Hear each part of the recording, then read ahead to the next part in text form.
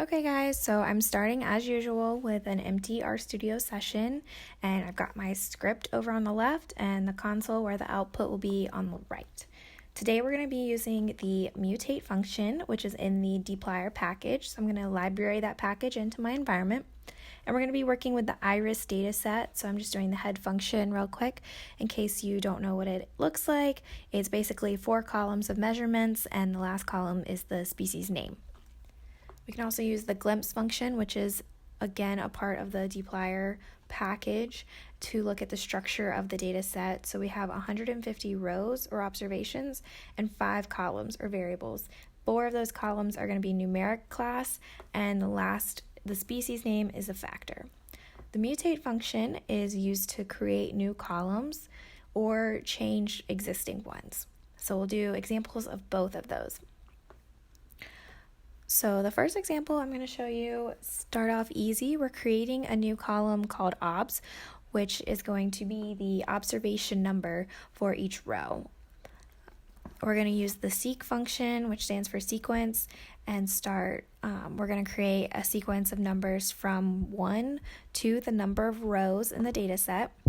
And I'm using the head function to show you just the first few rows so that I don't overwhelm you with output. It's easier to see. So that's how you can create a new column pretty quickly in a data set. Let's say we want to create a column that's a little more informative than that. We're going to use an if-else statement. So this is a little more advanced. We want to create a column that tells us whether an individual is large or small based on a condition. So we're going to say that this large lg.sm column, if the petal length is greater than 3, then it's going to be a large. Else, it's going to be a small.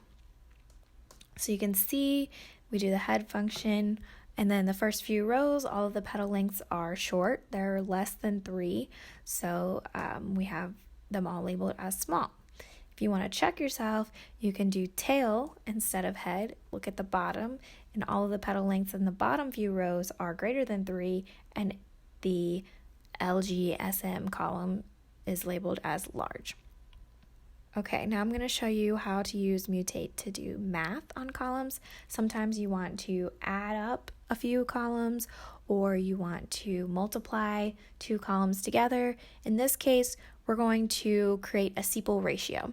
So we're going to look at the ratio of sepal length to sepal width.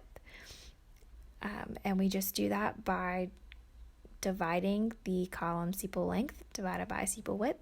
Again, notice that there's a lack of quotations around the column names. You do not need them. Great. So now we see a column called sepal ratio at the end of the data frame. However, it looks a little messy. The numbers are pretty long. It's hard to really read quickly. So let's fix that. Let's make it look a little nicer. We can add the round function around that. So we'll do mutate sepal ratio equals round sepal length divided by sepal width, and we want to round it to 2 digits. Again, we'll use the head function to just show the first few rows. You can see that looks much better now. Okay, so for our last example, we're going to just change an existing column. So I have the species column right now as a factor. Let's say I want to turn that into a character string.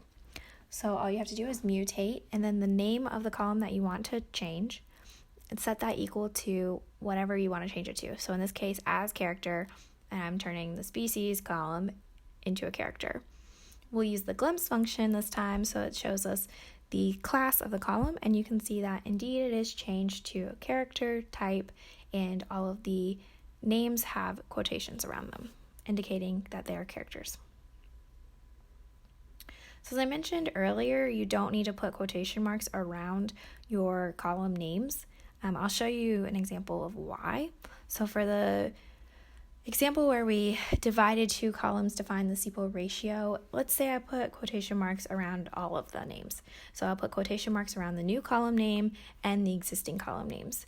When I try to divide the 2, it doesn't recognize the sepal length and sepal width as column names.